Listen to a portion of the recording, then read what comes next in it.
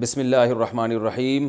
آج انشاءاللہ ہم سورہ بقرہ کا 5واں رکوع پڑھیں گے اور وقت ملا تو چھٹا بھی انشاءاللہ مکمل کریں گے۔ پہلے اس کا لفظی ترجمہ ہوگا اور مختصر گرامر ہوگی، اس کے بعد انشاءاللہ اس کی تفسیر۔ اعوذ باللہ من الشیطان الرجیم، بسم اللہ الرحمن الرحیم۔ یا بنی اسرائیل، یا کا معنی اے، بنی ابن کی جمع ہے، بنی کا معنی اولاد، اسرائیل حضرت یعقوب علیہ السلام کا لقب ہے۔ خیر یہ تفسیر میں بتاؤں گا۔ یا بنی اسرائیل، اے اسرائیل کے بیٹو یا اسرائیل کی اولادو، اذکروا نصر ینصروا، ذکر یذکروا، اس کا معنی یاد کرنا۔ جیسے انصر کا معنی مدد کر، آرڈر کا صیغہ ہے، تو اذکر کا معنی یاد کر، اور اذکروا اس کی جمع۔ اذکروا نعمتی، میری نعمت کو یاد کرو، التی وہ والی نعمت، انعمت علیکم جو میں نے تم پر کی۔ انعمت اکرمت کی طرح ہے، جیسے ہم نے سورہ فاتحہ میں پڑھا تھا صراط الذین انعمت علیہم، تو انعمت تو نے انعام کیا، انعمت میں نے انعام کیا۔ وَأَوْفُوا بِعَهْدِي، اوفو اصل میں تھا اوفیو، اکرمو آرڈر کا صیغہ، اکرم یکرم، اوفیا یوفیو، اس کا معنی وفا کرنا، پورا کرنا کسی چیز کو۔ کئی دفعہ یہ وفا کا لفظ میں ڈیفائن کر چکا ہوں۔ اوفو اوفیو تھا تو اس کو بنا دیا اوفو۔ اوفو بعہدی، میرے عہد کو پورا کرو، جو تم نے مجھ سے عہد کیا اس کو پورا کرو۔ اوفی بعہدکم، اوفی اصل میں تھا اوفی، اکرم اکرمو کی طرح، اوفیو، اکرم یکرمو اکرام کیا، اکرمو میں اکرام کرتا ہوں، جیسے اضربو ہے نا، تو اوفیو میں وفا کرتا ہوں، تو یہ آگے یا کو حذف کر دیا اس میں۔ اوفی بعہدکم یعنی میرے عہد کو پورا کرو، اوفی بعہدکم میں تم سے کیے ہوئے عہد کو کیا کروں گا، پورا کروں گا، یعنی تم میرے عہد کو پورا کرو، میں اپنا عہد پورا کروں گا۔ وَإِيَّايَ فَارْهَبُونَ، ارہبون تھا اصل میں تھا ارہبو، رہبا یرہبو کا معنی ہوتا ہے ڈرنا۔ رہبانیت کا لفظ سنا ہوگا نا آپ نے، جو اللہ سے ڈرنے والے لوگ تھے، راہب، دنیا سے کنارہ کشی اختیار کرتے تھے، رہبانیت۔ تو اضرب مارتو، ارہب ڈرتو، ارہبو تم سب ڈرو، ارہبو نی تھا اصل میں، تم سب ڈرو نی مجھ سے، تو نی کو شارٹ کر کے کیا کر دیا، ارہبون۔ نہیں آ رہی سمجھ میں؟ آ رہی ہے؟ یعنی ارہبونی، نون کے نیچے جو زیر ہے نا اصل میں یا حذف ہے یہاں پہ، تو اصل میں تھا پورا ارہبونی، ڈرو تم سب مجھ سے۔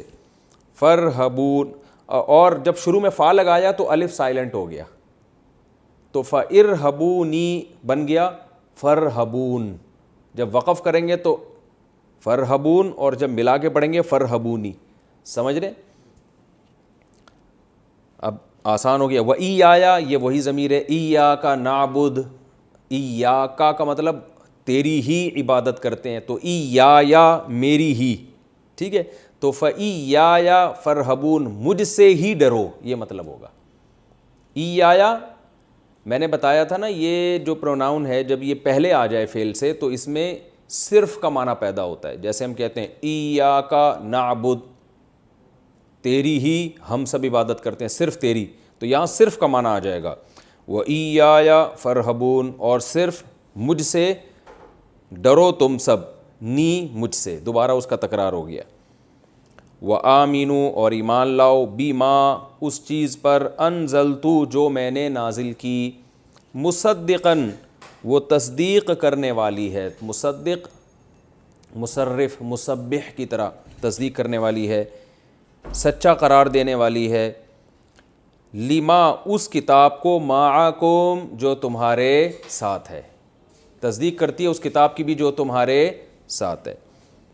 ولا تکونوا، کانا یکونو ہونا، تکونو، تکونو کا کیا مطلب، لا تکونو یہ آرڈر ہو گیا نا، نہیں ہو تم سب، نہیں بنو تم سب، اول کافر پہلے کافر، بھی اس قرآن کے یا اس کتاب کے، اس کے پہلے انکار کرنے والے مت بنو۔ آپ یہاں بیٹھ جائیں۔ ولا تشترو، اور مت خریدو، اشترا کا لفظ پہلے آ چکا ہے نا، ولا تشترو اشترا مت کرو یعنی خریدو مت، اصل میں تھا تشتریو تکتسبو کی طرح، اور مت خریدو بآیاتی میری آیات کے بدلے میں، میری آیات کے عوض میں، ثمناً قلیلاً، ثمن کہتے ہیں کسی بھی چیز کا جو عوض آپ جب لیتے ہیں نا اس کو عربی میں کیا کہا جاتا ہے؟ ثمن۔ جیسے آپ کوئی کتاب خریدتے ہیں، 20 روپے کی خریدی، 100 روپے کی، 1000 کی خریدی، تو کتاب تو مبی ہو گئی، اور جو آپ نے 100 روپے اس کو دیے وہ اس کے لیے کیا کہلائیں گے؟ ثمن۔ یعنی کسی چیز کی کے عوض میں جو پیسے دیے جاتے ہیں یا دراہم دینار دیے جاتے ہیں اس کو ثمن کہا جاتا ہے۔ تو میری آیات کے بدلے میں تھوڑے سے پیسے مت خریدو، یعنی تھوڑے سے پیسے مت لو۔ وَإِيَّايَ فَاتَّقُونَ، یہ فَاتَّقُونَ ایسے ہی جیسے فرحبون تھا، اصل میں تھا اتقو، اکتسبو کی طرح، ارتقیو، تو اکتسبو کی طرح ہے یہ، افتعلو، ٹھیک ہے نا؟ تو نون زیر نی جو ہے نا اس کے بعد یا ہے اصل میں، جو حذف کر دیے شارٹ کرنے کے لیے، تو اتقو ڈرو تم سب، نی مجھ سے، اور فا شروع میں لگا دیا تو الف سائلنٹ ہو گیا، تو اتقو بن گیا فتقو، اور ایایا جب شروع میں لے کر آئے تو کیا مطلب؟ مجھ ہی سے ڈرو، کسی اور سے مت ڈرو، وَإِيَّايَ فَاتَّقُونَ، اور صرف مجھ سے ڈرو۔ وَلَا تَلْبِسُوا، لَبَسَ يَلْبِسُ کا معنی ہوتا ہے کسی چیز کو مشتبہ بنا دینا، کہتے ہیں یہ معاملہ مجھ پہ ملتبس ہو گیا ہے، کہتے ہیں نا کہ تلبیس سے کام لے رہا ہے، یہ لفظ اردو میں سنا ہوگا آپ نے، تلبیس سے کام لے رہا ہے یعنی گھما رہا ہے بات کو، تو کسی بھی معاملے کو مشتبہ کر دینا، اس میں کنفیوژن پیدا کر دینا، اس کو ہم عربی میں تلبیس بھی کہتے ہیں، لبس یلبسو لبسن بھی کہتے ہیں اس کو۔ تو لا تلبسو، لا تضربو کی طرح ہے، نہیں کا صیغہ یعنی آرڈر دیا جا رہا ہے، لا تلبسو ملتبس مت کرو، الحق بالباطل، حق کو باطل کے ساتھ، یعنی حق کو باطل کے ساتھ گڑبڑ مت کرو، مکس مت کرو، حق کو الگ رکھو، باطل کو الگ رکھو، مکس مت کرو آپس میں۔ وَتَكْتُمُوا الْحَقَّ، اور حق کو چھپاؤ مت، یہ وَتَكْتُمُوا کتم یکتمو کا معنی چھپانا، تو یہ تکتمو تلبسو پر عطف ہے، یعنی اس سے پہلے بھی لا ہے، جیسے لا تلبسو ولا تکتمو، یہ مطلب ہے ولا تکتموا الحق، اور حق کو چھپاؤ مت، وانتم تعلمون، حالانکہ تم جانتے بھی ہو، سب کچھ جانتے ہو کہ حق کیا ہے باطل کیا ہے، اس کے باوجود حق کو چھپاؤ مت۔ وَأَقِيمُوا الصَّلَاةَ، اقیمو اصل میں تھا اقویمو، اکرمو کی طرح، آرڈر کا صیغہ ہے، نماز قائم کرو، وآتوا الزکاۃ، زکوٰۃ ادا کرو، وارکعوا، اور رکوع کرو، رکع یرکع کا معنی ہے جھکنا، رکع یرکع جھکنا، ارکعوا جھکو، تو واو شروع میں آ گیا تو الف سائلنٹ ہو گیا، ورک اصل میں تھا وارکعوا، تو پڑھیں گے کیا؟ ورکعوا، اور جھکو رکوع کرو، مع الراکعین، جھکنے والوں کے ساتھ۔ اتأمرون الناس، کا معنی کیا؟ تأمرون امر کرتے ہو تم، تنصرون کی طرح فعل مضارع ہے، کیا امر کرتے ہو، کیا حکم دیتے ہو تم، الناس لوگوں کو، بالبری نیکی کا، بر کسے کہتے ہیں؟ نیکی، کیا تم لوگوں کو نیکی کا حکم دیتے ہو، وتنسون، واو کا معنی، اور تنسون نسیان سے نکلا ہے، اصل میں تھا تنسیون، تسمعون کی طرح، شروع میں باپ پڑھے ہیں نا، تو اب پڑھا کیا جاتا ہے تنسون، وتنسون، اور تم بھول جاتے ہو، انفسکم، اپنی جانوں کو، لوگوں کو نیکی کا حکم دے رہے ہو اور خود اپنے آپ کو بھول جاتے ہو، وانتم، حالانکہ تم، میں نے بتایا نا واو کا مطلب بسا اوقات حالانکہ آتا ہے، یعنی کنڈیشن یہ ہے کہ انگلش میں ہم کیا کہیں گے، اس کنڈیشن میں تم یہ کام کر رہے ہو۔ اس کی میں نے اگزامپل بھی دی تھی، جیسے ایک آدمی کہتا ہے جاءنی زیدن، میرے پاس زید آیا، وہو راکبن، اب لفظی ترجمہ تو ہم کریں گے وہو راکبن کا مطلب اور وہ سوار تھا، بھائی میرے پاس زید آیا وہو راکبن، اور وہ سوار تھا، لیکن صحیح جو ترجمہ اس کا ہوگا وہ کیا ہوگا، میرے پاس زید آیا اس حال میں کہ وہ کیا تھا، سوار تھا، یعنی میرے پاس زید آیا، جب آیا تو کنڈیشن اس کی یہ تھی کہ وہ سوار تھا، پیدل نہیں تھا، تو ہم یہی ترجمہ یہاں ایسے موقع پہ کریں گے کہ کہ تم اپنے آپ کو بھول جاتے ہو، وَأَنْتُمْ تَتْلُونَ الْكِتَابَ، حالانکہ تم کتاب کی تلاوت بھی کرتے ہو۔ تتلونا اصل میں تھا تتلوونا، تنصرونا کی طرح، تلاوہ یتلوو تلاوتن، تلاوت کرنا، اور تم کتاب کی تلاوت بھی کرتے ہو۔ افلا تعقلون، کیا آ کا معنی کیا، فا کا معنی تو، لا تعقلون تم عقل نہیں رکھتے، تو کیا تم عقل نہیں رکھتے؟ واستعینوا، اور استعانت حاصل کرو۔ استعینوا اصل میں تھا استعوینوا، استخرجوا، باب استفعال ہے نا، استخراج، استخرجا ماضی، یستخرجو مضارع، اور امر آئے گا استخرج، اور جمع آئے گی استخرجو، تو اسی طرح ماضی آئے گا استعونا جس کو پڑھتے ہیں استعانہ، یستعوینو مدد طلب کرنا، اور امر آئے گا استعوینو جمع کے لیے، پڑھیں گے استعینو، پڑھا ایسے جاتا ہے یہ، میں نے کہا تھا نا واو آ رہا ہے تو صیغے کی شکل ہی چینج ہو جاتی ہے۔ استعینو یہ نکلا ہے معاونت سے، اردو میں استعمال ہوتا ہے نا بھائی آپ ایک دوسرے سے تعاون کریں، معاونت کریں، تو استعانت، معاونت، اعانت یہ سب ایک ہی معنی میں استعمال ہوتا ہے۔ استعانت مدد طلب کرنا، واستعینوا اور مدد طلب کرو، واستعینوا بالصبر صبر کے ذریعے، والصلاۃ اور نماز کے ذریعے، وَإِنَّهَا اور بے شک، اب یہاں بھی یہ واو کنڈیشن بیان کر رہی ہے، نماز کے ذریعے صبر طلب کرو، لیکن حالت یہ، کنڈیشن یہ ہے، وَإِنَّهَا کہ یہ جو نماز ہے نا، لَكَبِيرَةٌ لام تاکید کے لیے، کبیرتن کے بعد جب علی کا لفظ آتا ہے تو اس کا معنی ہوتا ہے مشکل ہونا کسی کام کا، جیسے قرآن میں ایک جگہ آتا ہے نوح علیہ السلام نے اپنی قوم سے کہا ان کانا اگر ہے، کبورا علیکم تم پر یہ کام بہت مشکل ہو گیا ہے، تو عرب کبورا یکبرو، کروما یکرمو کی طرح، جب کہتے ہیں نا کبورا علیہ ھذا الامر، تو مطلب کیا ہوگا، اس آدمی پر یہ والا کام بہت مشکل ہے، سمجھ رہے ہو؟ ویسے کبورہ کا معنی ہوتا ہے بڑا ہونا کسی چیز کا، کبیر، جیسے شروفہ یشرفو، اس کا صیغہ صفت کیا آتی ہے، شریف، شروفہ وہ شریف ہوا، اور شریف کا معنی شریف آدمی، تو کبیر کا معنی کبیر، کبورہ کا معنی وہ بڑا ہوا، یکبرو بڑا ہوتا ہے، کبیر بڑا، اور کبیرہ اس کی مؤنث، لیکن جب کبورہ کے بعد علی آئے گا تو پھر بڑا ہونا نہیں، مشکل ہونا، اور کبیر کے بعد بھی جب علی آئے گا تو بہت مشکل ہونا، بہت مشکل کوئی چیز، اور کبیرہ کا معنی بھی یہی، تو عربی میں صلاۃ کا لفظ چونکہ مؤنث ہے تو اس کے لیے کبیر کے بجائے کون سا لفظ استعمال ہوا، کبیرہ، اس لیے اللہ نے فرمایا وَإِنَّهَا اور بے شک یہ نماز، لا لام تاکید کے لیے، یعنی یقیناً ایسی بات ہے، کبیرۃن الا علی الخاشعین مشکل ہے مگر ڈرنے والوں پر، تو علی آ رہا ہے نا، تو یہاں کبیرہ کا معنی مشکل ہوگا، بڑا نہیں ہوگا کہ بہت بڑی چیز ہے مگر ڈرنے والوں پر، نہ بہت مشکل ہے مگر کس پر، الخاشعین ان لوگوں پر جن میں دن کے دل میں خشوع ہے، اللہ سے ڈرنے والے لوگ ہیں، ان پر مشکل نہیں ہے۔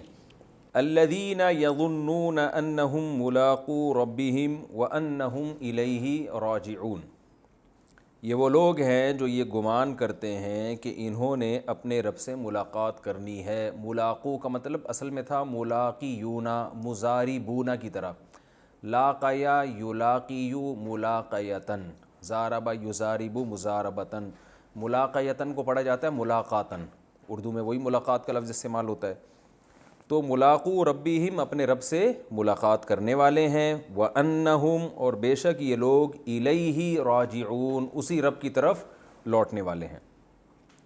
یہ تو اس رکوع کا لفظی ترجمہ تھا۔ یہاں سے بنی اسرائیل سے خطاب شروع ہو رہا ہے، تو قرآن مجید میں بنی اسرائیل سے بہت زیادہ خطاب ہے، تو اس کے لیے بنی اسرائیل کا پس منظر سمجھنا بہت ضروری ہے، اس سے بہت ساری قرآن کی آیتیں جب تک آپ وہ نہیں سمجھیں گے تو آپ کو وہ قرآن کی آیتیں سمجھ میں نہیں آئیں گی۔ بنی اسرائیل سے قرآن کیوں خطاب کرتا ہے؟ دیکھیے اسرائیل عبرانی زبان کا لفظ ہے، عبداللہ یعنی اللہ کا بندہ، یہ ترجمہ بنتا ہے اسرائیل کا، اللہ تعالیٰ نے حضرت ابراہیم علیہ الصلاۃ والسلام، جن کا تقریباً 3,500 سال پہلے آج سے جن کا زمانہ ہے رسول اللہ صلی اللہ علیہ وسلم میں، اور حضرت ابراہیم علیہ السلام کے زمانے میں جو مورخین ہیں وہ کہتے ہیں تقریباً 2,000 سال کا فرق ہے۔ تو رسول اللہ صلی اللہ علیہ وسلم کی بعثت سے 2,000 سال پہلے شام کی سرزمین میں، شام میں یہ خوب ذہن میں رکھیے کہ شام میں آج کا شام صرف نہیں ہے، بلکہ فلسطین بھی شام میں داخل تھا، اور بھی بہت سارے ایریاز جو اب شام سے چھین لیے گئے ہیں وہ سارے شام میں داخل تھے۔ اس کی مثال ایسے ہے جیسے ہندوستان میں جب نبی صلی اللہ علیہ وسلم کے دور میں ہند کا یا ہندوستان کا ذکر کیا جاتا تھا تو اس میں پاکستان، بنگلہ دیش، برما، یہ سارے کنٹریز، سری لنکا، یہ سب اس میں داخل ہوتے تھے۔ تو حدیث میں شام کے متعلق جو باتیں آئی ہیں تو اس دور کا شام ہے۔ تو ابراہیم علیہ الصلاۃ والسلام بت پرستوں میں پیدا ہوئے، آپ کے والد کا نام تھا آزر۔ اللہ نے آپ کو بہت زیادہ آزمایا، سورہ بقرہ ہی میں ہے وَإِذِ ابْتَلَىٰ إِبْرَاهِيمَ رَبُّهُ بِكَلِمَاتٍ۔ اس وقت کو یاد کرو جب ابراہیم کو ان کے رب نے چند باتوں میں آزمایا، وہ بہت سخت آزمائش والی باتیں تھیں۔ تو اللہ تعالیٰ نے وہ آزمانے میں یہ بھی ہے کہ بچے کو ذبح کرنے کے لیے لٹایا جا رہا ہے، یہ تو بچے کی ولادت کے بعد ہے، اس سے پہلے بھی آزمائشیں ہوئی ہیں، اپنی زوجہ کو ایسی زمین میں چھوڑ کر جا رہے ہیں اللہ کے حکم سے جہاں قحط سے ہلاک ہونے کا خطرہ ہے، اور جو ہے آپ کے والد وہ بتوں کو بیچا کرتے تھے مگر آپ توحید کا نعرہ لگا رہے ہیں، تو آپ یہاں آ جائیں نا سامنے۔ تو ابراہیم علیہ الصلاۃ والسلام کو جب بہت زیادہ اللہ نے آزمایا تو اللہ تعالیٰ نے آپ کو جو دنیا میں ایک نعمت دی، اس نعمت کا قرآن نے ذکر کیا ہے سورہ بقرہ ہی میں، انشاءاللہ وہ آیتیں آگے آئیں گی۔ قال انی جاعلک للناس اماما، اے ابراہیم میں آپ کو لوگوں کے لیے امام بنا رہا ہوں، اور امام بنانے کی صورت کیا ہوگی؟ آپ کی اولاد میں نبوت جاری ہوگی، آپ کو اولاد بھی ملے گی اور اس میں پیغمبر بھی آئیں گے۔ تو ابراہیم علیہ السلام کو جب اللہ نے نعمتیں دیں تو 2 بیٹے دیے، اس میں ایک کا نام تھا اسحاق اور ایک کا نام تھا اسماعیل۔ یاد رکھیں یہ لیکچر آپ نے بہت غور سے سننا ہے، اس کو ذہن میں بٹھانا ہے، کیونکہ پیغمبروں کا سلسلہ سارا اسی طرح آپ کے سمجھ میں آئے گا، اور بنی اسرائیل کا کیا تصور ہے، اور گریٹ اسرائیل جو آج یہودی جس کی بات کریں، یہ ساری چیزیں آپ کی سمجھ میں اس پس منظر میں جب آپ قرآن کی تلاوت کریں گے نا تو یہ سمجھ میں آئے گا آپ کے۔ تو ابراہیم علیہ السلام کے 2 بیٹے تھے، ایک کا نام اسحاق اور ایک کا نام اسماعیل۔ اسحاق حضرت سارہ علیہ السلام کی اولاد میں، اور اسماعیل حضرت ہاجرہ علیہ السلام کی اولاد میں۔ اسحاق علیہ السلام ابراہیم علیہ السلام کا جو اصل وطن تھا فلسطین جسے آج کہا جاتا ہے، اس زمانے میں شام کی سرزمین کہا جاتا تھا، یہ ابراہیم علیہ السلام کا اصل وطن تھا۔ یہاں اسحاق علیہ السلام اور ان کی نسل چلی آگے، اور آپ حضرت ہاجرہ کو جو چھوڑ کر گئے وہاں جو جسے مکہ کہا جاتا ہے، بیت اللہ کہا جاتا ہے، وہاں اللہ کا گھر بنایا آپ نے، تو وہاں حضرت اسماعیل علیہ السلام تھے۔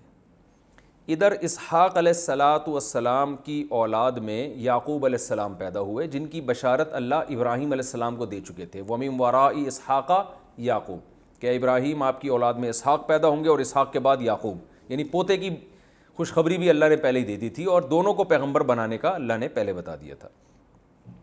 یعقوب علیہ السلام جو تھے ان کا لقب ہے اسرائیل۔ آگے یعقوب علیہ السلام کی بہت زیادہ نسل پیدا ہوئی، جن میں 11 بیٹے آپ کے قرآن نے تذکرہ کیا ہے، اور جن میں 2 ایک ماں سے تھے اور باقی 9 دوسری والدہ سے تھے۔ یعقوب علیہ السلام کے 11 بیٹوں میں ایک کا نام یوسف، جو حضرت یوسف علیہ السلام مشہور نبی، ایک کا نام بنیامین، اور باقی 2 دوسری زوجہ تھے، ان میں سے ایک کا نام یہودا تھا۔ تو اب یعقوب علیہ السلام کے ان بیٹوں کی اولادیں آگے چلی ہیں۔ یہ کیسے ہوئی ہیں؟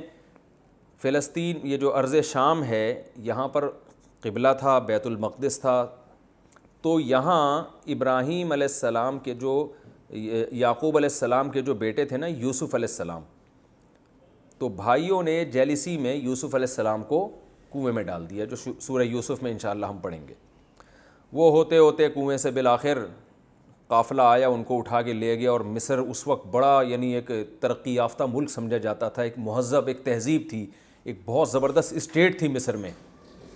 تو مصر کے بازاروں میں آپ فروخت ہوتے ہوتے بادشاہ کے محل میں پہنچ گئے، اور پھر وہ واقعہ قرآن نے بیان کیا، وہاں ترقی کرتے کرتے خوابوں کی تعبیر بتاتے تھے، قحط پڑا مصر میں تو ان کو حل بتایا، اور ان صفات کی بیس پہ آپ کو بالآخر مصر کا بادشاہ بنا دیا گیا۔ جب مصر کا بادشاہ آپ کو بنایا گیا تو یہ جو بنی اسرائیل تھے یہ سارے، یعنی یعقوب علیہ السلام بھی وہاں چلے گئے، حضرت یوسف علیہ السلام کی والدہ بھی، لوگ کہتے ہیں وہ والدہ نہیں خالہ تھی، مگر اس کی کوئی دلیل نہیں ہے، وہ والدہ ہی تھی۔ یوسف علیہ السلام کے والد، والدہ اور باقی جتنے بہن بھائی ہیں، کہا جاتا ہے تقریباً یعقوب علیہ السلام کے 90 کے قریب افراد تھے اس وقت، خاندان بہت بڑا خاندان تھا، یہ تمام کا تمام موو کر گیا مصر، جو ارض شام کو چھوڑ کر کہاں چلا گیا؟ مصر۔ وہاں سہولتیں تھیں، وہاں بہت کچھ تھا، اور سب سے بڑی بات اپنے بیٹے کی حکومت ہے وہاں پر۔ تو پھر بنی اسرائیل کی نسل وہاں بہت تیزی سے بڑھی ہے۔ تو اس دوران بنی اسرائیل بڑھتے رہے، لیکن چونکہ ظاہر ہے یہ تھے اقلیت میں، اتنے تو نہیں تھے نا کہ مصر کی جو بت پرستوں کی آبادی یا جو مشرکین کی آبادی تھی اس کا تو مقابلہ نہیں کر سکتے تھے۔ تو وہی ہوا کہ چونکہ ان کے پاس ایک مذہب تھا، صحیح بات تھی، تو لوگ حسد کا شکار ہوتے ہوتے بالآخر ان کے ہاتھ سے حکومت چلی گئی، اور ان پر ظالم بادشاہ مسلط ہوتے رہے۔ ہر جگہ ایسے ہی ہوتا ہے کہ آپ جہاں بھی اہل اسلام کو دیکھتے ہیں تو اگر کوئی ان پہ غالب آئے تو وہ ظلم کرتا ہے، کیونکہ وہ چاہتا ہے کہ یہ مذہب ختم ہو، اس مذہب میں اٹریکشن ہوگی نا تو اسی کو ختم کرنے کی کوشش کریں گے۔ تو اس زمانے میں جو بھی مصر میں بادشاہ آیا کرتا تھا اس کا لقب فرعون ہوتا تھا، یعنی یہ نہیں کہ فرعون مخصوص بادشاہ کا نام ہے، مصر کے ہر بادشاہ کو کیا کہا جاتا تھا؟ فرعون۔ تو یہ والا جو فرعون ہے، یہ جس کو قرآن فرعون کہتا ہے، یہ وہ مخصوص بادشاہ ہے جو موسیٰ علیہ السلام کے مقابلے میں آیا۔ تو خیر بنی اسرائیل پہ پھر ظلم ہوتے رہے، اور یہ جو اس وقت کی سیکولر حکومتیں کہہ سکتے ہیں آپ، سیکولر تو نہیں بلکہ جو اپنی عبادت کرواتی تھیں، ان حکومتوں نے کو یہ ڈر تھا کہ بنی اسرائیل ہی ہیں جو ہمارے مقابلے میں آ کے کھڑے ہو سکیں، کیونکہ ایسا ایک نظریہ ہے، ایک دعوت ہے جو ہمیں غلط قرار دے سکتے ہیں۔ تو ان پہ انہوں نے ظلم ستم شروع کر دیے، یہاں تک کہ فرعون کو خواب آیا کہ بنی اسرائیل میں ایک بچہ پیدا ہو رہا ہے جو میری حکومت کا خاتمہ کر رہا ہے۔ تو یہ جو فرعون جس کا قرآن میں ذکر ہے، اس فرعون نے کیا کیا؟ پھر بنی اسرائیل پہ ظلم کرنا شروع کر دیے۔ قرآن نے جگہ جگہ بیان کیا، یہاں بھی آئے گا کہ بیٹوں کو قتل کر دیا کرتا تھا اور عورتوں کو غلام اور باندیاں بنا لیا کرتا تھا، نسل ختم کرنا شروع کی۔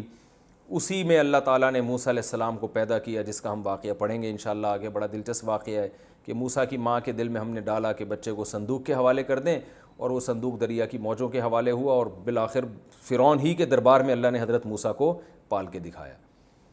تو موسیٰ علیہ السلام کے ذریعے پھر فرعون کو اللہ نے تباہ و برباد کیا۔ بنی اسرائیل میں اتنی سکت نہیں تھی کہ فرعون سے لڑ سکتے تھے وہ، کیونکہ غلام تھے، مینورٹی میں تھے، اور تھے بھی محکوم، غلام سے مراد محکوم قوم تھے۔ تو اللہ نے اپنی قدرت سے ہی فرعون کو دریا میں غرق کر دیا۔ اب جب دریا میں غرق کیا، بنی اسرائیل نے حضرت موسیٰ کو بہت ستایا، اور وہ ان احسانات کو نہیں مانا انہوں نے تہہ دل سے، کچھ لوگ تو تھے لیکن میجورٹی ایسے ہی تھی۔ تو پھر تورات ملی ان کو، اللہ کے حکام پر عمل کرنے کا حکم دیا۔ پھر موسیٰ علیہ السلام نے ان کو حکم دیا کہ اب جو تمہارا اصل وطن ہے نا شام، جہاں یعقوب علیہ السلام تھے، وہاں پر، یعنی موسیٰ علیہ السلام بھی حضرت یعقوب علیہ السلام کی اولادی میں ہیں، کہ اب جو ہمارا اصل وطن ہے، اللہ کا حکم ہے، ہم وہاں قوم عمالقہ نے قبضہ کر لیا تھا، تو اب ہمیں حکم ہے کہ ہم جہاد کر کے اس قوم کو شکست دیں۔ بھائی اب یہ تو نہیں کہ سارے کام اللہ خود ہی کرے گا، فرعون کو تو اللہ نے تباہ کر دیا جو بڑا دشمن تھا، جو تمہارے بس میں نہیں تھا، اب تمہیں بھی کچھ کرنا پڑے گا، تو اب جاؤ لڑو، ادخلوا الارض المقدسۃ التی کتب اللہ لکم، اس ارض مقدس میں داخل ہو جاؤ جو اللہ نے تمہاری قسمت میں لکھ دیا، یعنی پہلے بتا دیا کہ فتح ہوگی۔ یہاں بنی اسرائیل نے ڈنڈی ماری، اور بنی اسرائیل جو ہے وہ اتنی اللہ کی معجزے دیکھنے کے بعد بھی کہنے لگے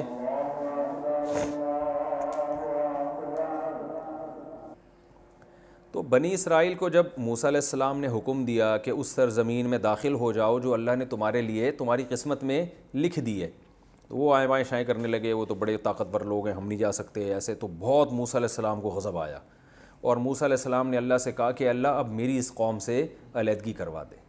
سب کچھ ہو گیا، پھر بھی اتنے معجزے دیکھ لیے، خود ٹس سے مس ہونے کے لیے تیار نہیں ہے۔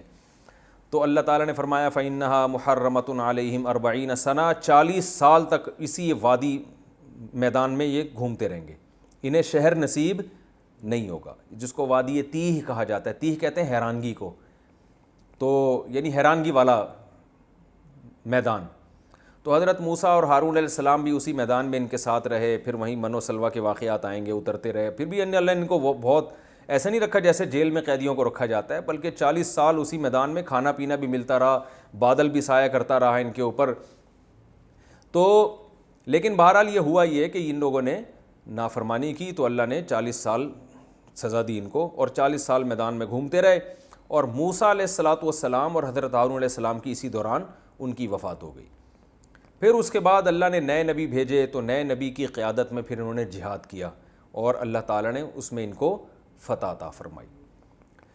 آگے ہوا یہ کہ بنی اسرائیل کے جو لڑائی میں داؤد بھی تھے، جنہوں نے دشمن کے جو کمانڈر ہے نا جالوت، اس کو قتل کیا. بنی اسرائیل نے کمانڈ میں لڑائی لڑی. بنی اسرائیل کے کمانڈر کا نام تھا طالوت، اور جو دشمن تھا اس کے کمانڈر کا نام تھا جالوت. یہ واقعہ چونکہ قرآن میں تفصیل سے آئے گا، لہذا میں ابھی صرف پس منظر بیان کر رہا ہوں نا، تو ڈیٹیل ہم وہی پڑھیں گے جہاں یہ واقعہ آئے گا. تو بنی اسرائیل میں ایک داؤد بھی تھے، حضرت داؤد، جو ظاہر ہے یعقوب علیہ السلام کی اولاد میں تھے. تو حضرت داؤد علیہ السلام نے اس وقت ان کو نبوت نہیں ملی تھی، بڑی بہادری سے لڑے وہ، اور وہ جنگ بہت مشکل تھی. تو بہت سے لوگ اس میں فرار ہو گئے تھے، میدان چھوڑ کے بھاگ گئے تھے. تو چند لوگ تھے جو ڈٹے رہے، ان میں داؤد علیہ السلام بھی تھے، اور انہوں نے بہت زیادہ بہادری کی، اور دشمن کے جو کمانڈر تھا نا بہت سخت جان جالوت، اس کو قتل کیا. تو اللہ فرماتے ہیں اللہ نے اس بیس پر داؤد علیہ السلام کو جنگ کا کمانڈر بھی بنا دیا، علم بھی دیا، اور نبوت بھی دی، اور حکمت بھی دی. تو داؤد علیہ السلام پھر بنی اسرائیل کے ان پیغمبر کے جانے کے بعد داؤد علیہ السلام لیڈر بن گئے. اور داؤد علیہ السلام نے پھر بہت عبادت گزار تھے. قرآن نے ان کی عبادتوں کا ذکر کیا. ان کی آواز بہت خوبصورت تھی. قرآن کہہ رہا ہے فصل الخطاب، بہت سارے معجزے دیے اللہ نے ان کو. فصل الخطاب کا مطلب تقریر بہت خوبصورت، خطاب بہت زبردست کیا کرتے تھے، آواز اتنی خوبصورت تلاوت کرتے پرندے آ کے ٹھہر جایا کرتے تھے. اور جب وہ اللہ کا ذکر کرتے تو پہاڑ بھی ان کے ساتھ سے بھی لا الہ الا اللہ کی آوازیں آنا شروع ہو جاتی تھی. بڑے معجزے تھے. رات کو عبادت گزار تھے، دن میں روزہ بھی رکھتے، جہاد بھی کرتے. تو داؤد علیہ السلام کے ذریعے اللہ تعالیٰ نے جو ہے نا بنی اسرائیل کی دنیا میں بہت بڑے خطے پر اللہ نے حکومت قائم کر دی ان کی. تبھی آج اس حکومت کو یاد کر کے یہودی جو ہے نا وہ روتے ہیں کہ ہم تو ایسے تھے، ہم تو ایسے تھے، ہم تو یوں تھے. بہت بڑے خطے پر اللہ نے بنی اسرائیل کی حکومت قائم کر دی. داؤد علیہ السلام، اچھا وہ ایسے مجاہد تھے کہ ان کے ہاتھ میں لوہے کو بھی نرم کر دی اللہ تعالیٰ نے. ڈیوڈ کہتے ہیں نا انگریز داؤد علیہ السلام کو، آج کل انہوں نے نام چینج کیا ہوا ڈیوڈ کہتے ہیں. اللہ نے فرمایا ہم نے داؤد علیہ السلام، اچھا داؤد علیہ السلام اس زمانے میں 4 کی بیویاں کا نہیں تھا، جتنی بھی چاہے زوجات رکھ سکتے تھے. داؤد علیہ السلام کی بہت ساری زوجات تھیں. تو داؤد علیہ السلام کے جو وارث بنے وہ ان کے بیٹے حضرت سلیمان علیہ السلام. قرآن نے ان کی بھی تعریف کی. اور داؤد اور سلیمان علیہ السلام کی خاصیت کہ اللہ نے ان میں قوت فیصلہ، یعنی جو جج کا کام ہوتا ہے نا کہ یہ پہچاننا کہ کون صحیح ہے کون غلط ہے، قضا کے شعبہ یہ بہت احسن طریقے سے سر انجام دیتے تھے. تو سلیمان علیہ السلام کو اللہ نے داؤد علیہ السلام سے بھی زیادہ بڑی حکومت دی. اور سلیمان علیہ السلام نے ایک دن اللہ سے دعا مانگی، ایسی حکومت چاہیے لا ینبغی لاحد من بعدی، میرے بعد قیامت تک کسی کو نہ ملے ایسی. نیت اچھی تھی، قربانیاں تھیں، اللہ نے آپ کو ایسی حکومت دے دی کہ ہواؤں کو مسخر کر دیا. یہ جو آج احرام مصر ہمیں ملتے ہیں نا، مصر میں 4000 سال پرانی عمارتیں، یہ دنیا کے عجوبہ کیوں ہیں؟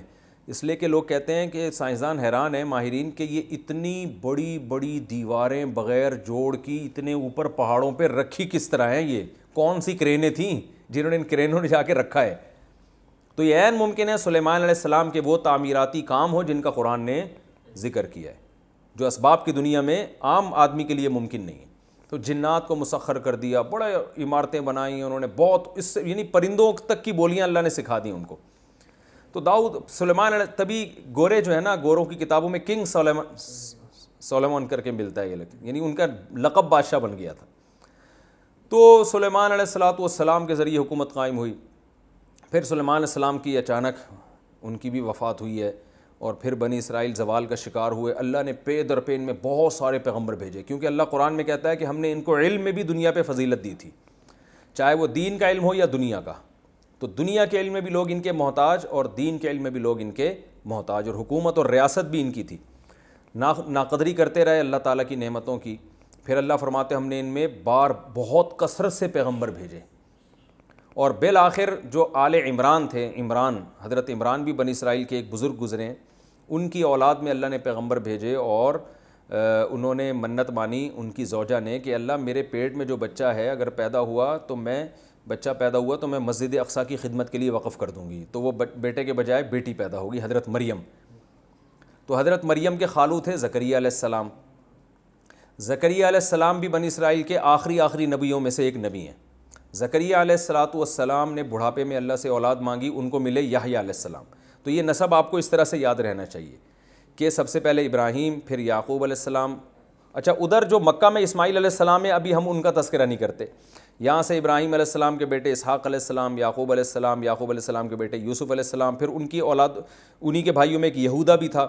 اب یہ جو یہودی ہیں انہوں نے وہ سارے یہودا کی اولاد میں ہیں یا ان سب یعقوب علیہ السلام کی اولاد میں؟ تو ایسا معلوم ہوتا ہے وہ سب یعقوب علیہ السلام ہی کی اولاد میں، لیکن نسبت کس کی طرف کر دی؟ ایک بیٹے کی طرف.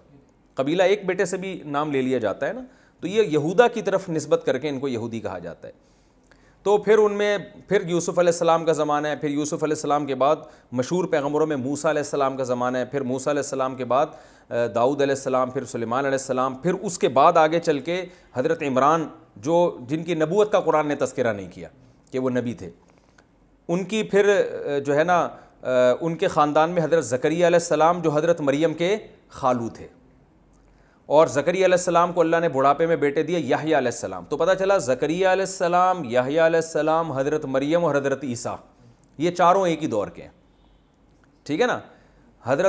قرآن میں تو پوری صورت ہے آل عمران کے نام سے نا. تو حضرت عمران کا اللہ نے فضیلت بیان کی ہے کہ ہم نے آل عمران کو بڑی فضیلت دی تھی. بنی اسرائیل میں بھی آل عمران کو اللہ نے فضیلت دی. تو حضرت عمران جو تھے ان کی زوجہ نے منت مانی تھی کہ میں اپنے بچے کو بیت المقدس کی خدمت کے لیے وقف کروں گی، تو بیٹا کے بجائے کیا پیدا ہوا؟ بیٹی. تو حضرت مریم کے خالو کون تھے؟ حضرت زکریا. تو حضرت مریم کو بچپن سے پالا حضرت زکریا نے، کیونکہ حضرت مریم کی والدہ کا انتقال ہو گیا تھا. تو پھر خالہ نے کفالت کی. جب خالہ نے کفالت کی تو یہ یعنی جو سرپرستی میں آ گئے حضرت زکریا علیہ السلام کی، حضرت مریم. تو حضرت مریم کی بھی بڑی کرامتیں قرآن نے بیان کی ہیں، بہت عبادت گزار. پھر حضرت مریم کے بیٹے ہوئے حضرت عیسیٰ.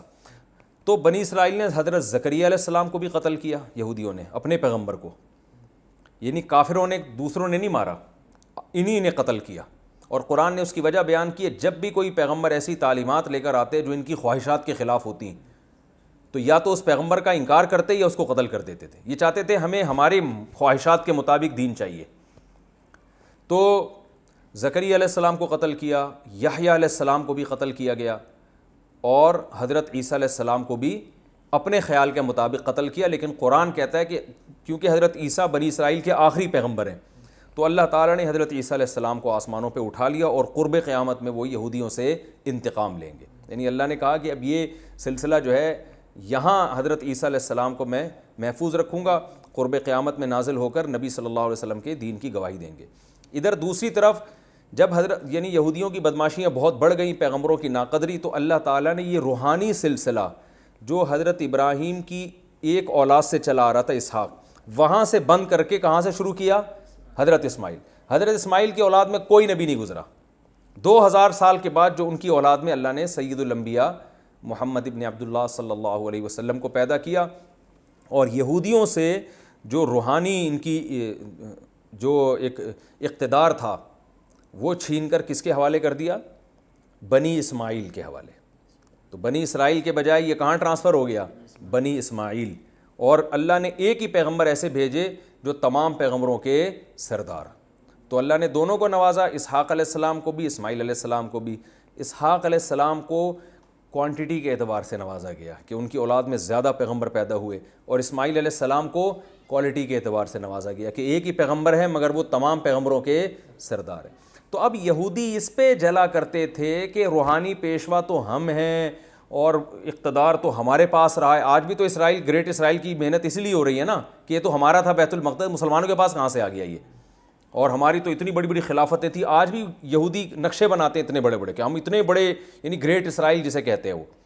تو اللہ نے قرآن میں جگہ جگہ ان کو بتایا ہے کہ تم پہ اللہ نے جتنی نوازشات کی ہیں جتنا تمہیں نوازا گیا ہے اتنا دنیا کی کسی قوم کو نہیں نوازا گیا مگر تم اس کے اہل نہیں تھے. یہ عمل نے بتایا اور تم خود اس پہ گواہ. لہذا اب اگر بنی اسرائیل سے خلافت اور نبوت لے کے بنی اسماعیل کے حوالے کی جا رہی ہے تو تمہیں اس میں جیلسی کی ضرورت نہیں. حسد مت کرو بلکہ ایمان لے کر آؤ اس پیغمبر پر تاکہ تمہارے گناہوں کی تلافی ہو جائے.